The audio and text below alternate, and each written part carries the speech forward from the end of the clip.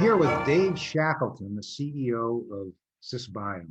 You know, Dave, when I see what SISbio is doing, I get very excited about the opportunity to spend a little bit of time with you here and get a little bit deeper into it. So before we get into the kind of the overall questions, why don't you give us a little bit of background on SISbio? Well, we're a biotechnology company in the water space, which I guess is a bit unusual. But the fact of the matter is everybody focuses on infrastructure and engineering in managing water. But the reality is it's all about biological processes, whether it's wastewater treatment or managing bulk water resources in reservoirs, rivers, dams, and so on. It's the biology that you're trying to facilitate and trying to manage. So that's what we focus on. So on your website, you say that the energy crisis is being solved with renewable energy. You want to say it's time for renewable water. What do you mean by that? Well, I mean, firstly, the irony is the whole world seems to be on board now and understand and support the concept of renewable energy, and there's no such thing. Energy is not renewable. The fossil fuels that we burn are stored energy from sunlight that cause photosynthesis, which produced algae and cyanobacteria billions of years ago, which is decomposed basically into oil and gas deposits. And with the land-based plants, they have died off and decomposed and formed coal deposits. And coal, oil, and gas really are just the sun's energy captured by photosynthesis. Nothing renewable about it.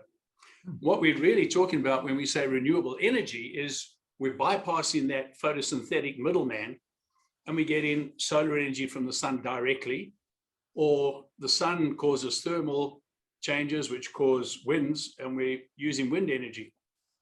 Water is totally different because water has always been renewable. You can discharge dirty water in small volumes into a river, lake, dam, or leaves can fall in, animals can poo in it, whatever organics go in there. The natural food web processes that and processes it through the food web so that the algae are consumed by the zooplankton, are consumed by the crustaceans, are consumed by the fish, and the fishermen or the fish eagles or whatever it is, otters take the fish out, and that's how the nutrients are processed and leave the water environment, and water is renewed.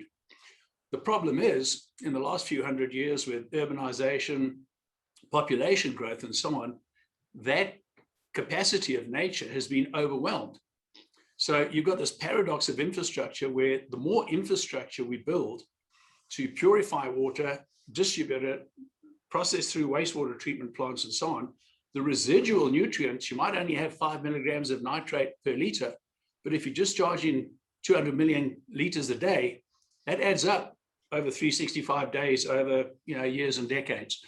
So what you really have is too much nutrients from wastewater plants and from agricultural, be it manure or fertilizers, that we've been forced to increase the output to meet global populations.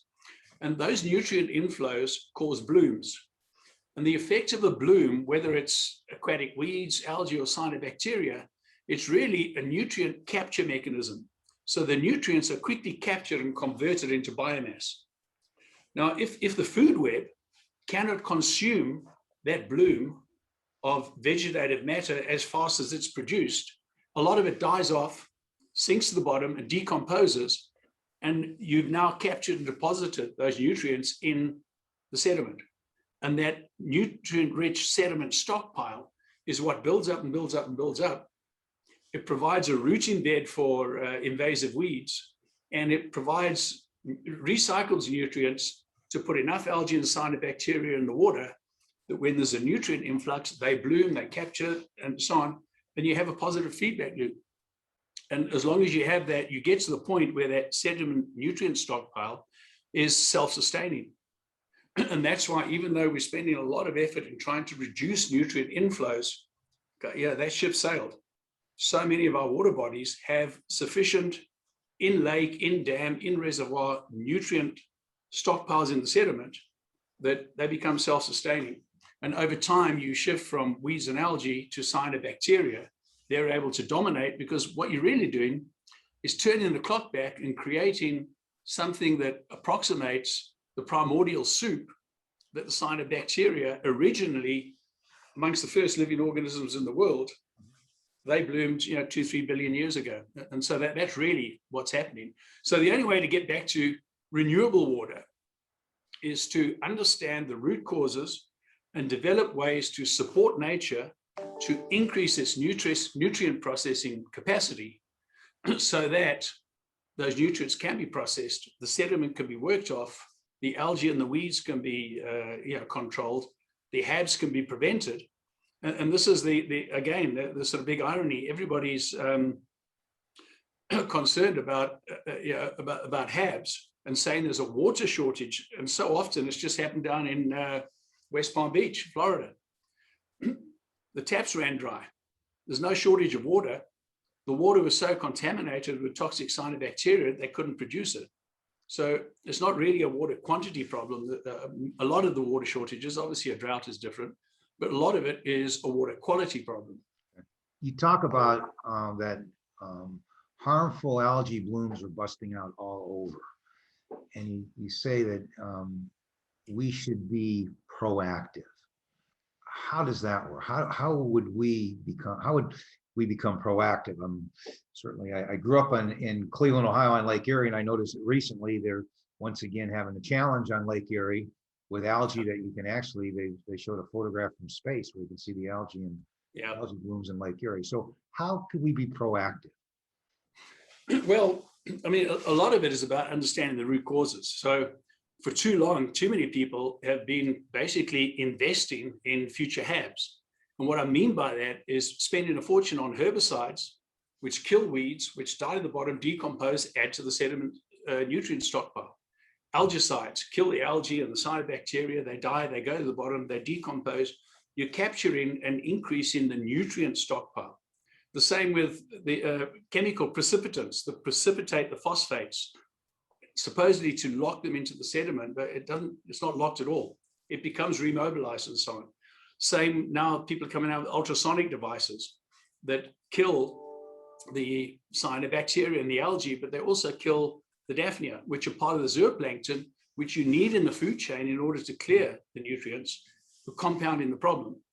So you've got to get away from this sort of symptomatic whack-a-mole, which is making things worse in the long term. And too many people now, too many communities, lakes, reservoirs are kind of reaping the dividends of that investment in that the HABs are, really getting out of hand.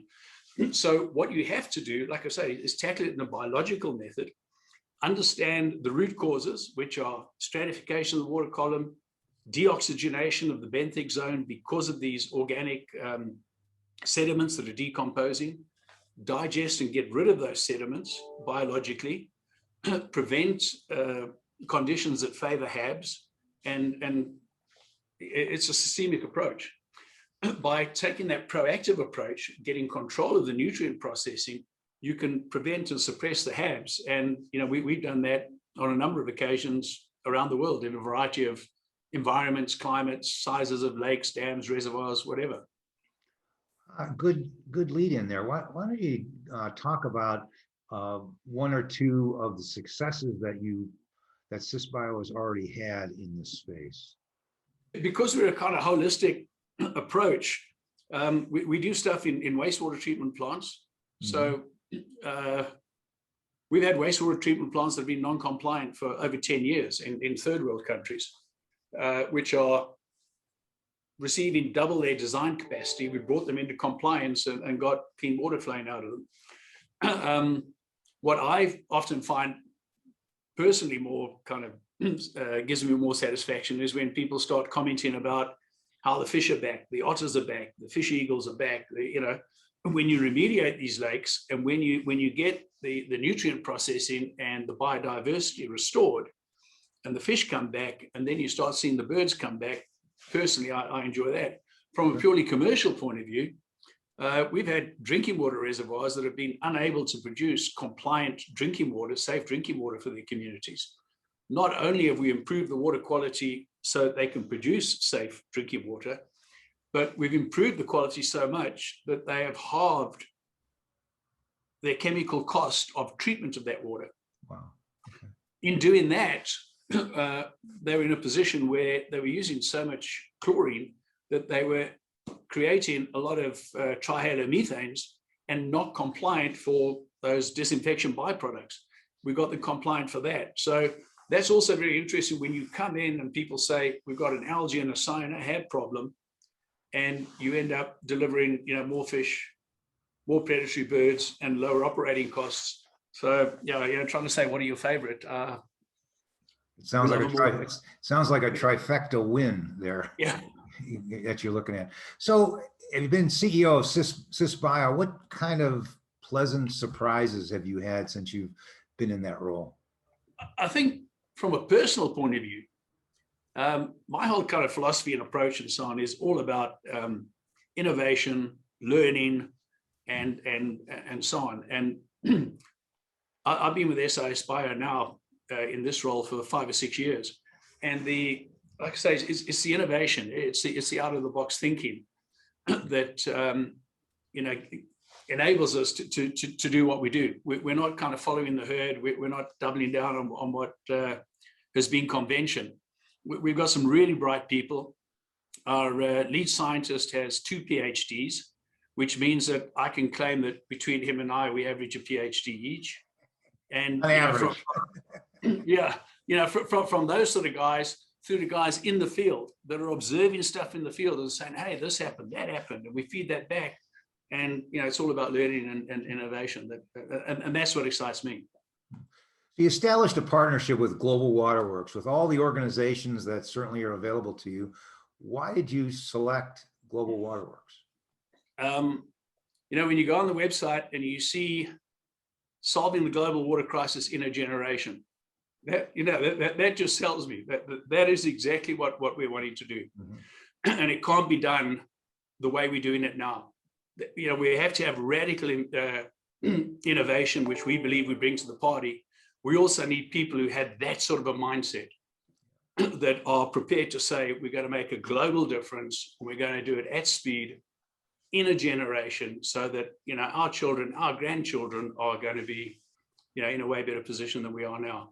That just gels absolutely with our philosophy and thinking.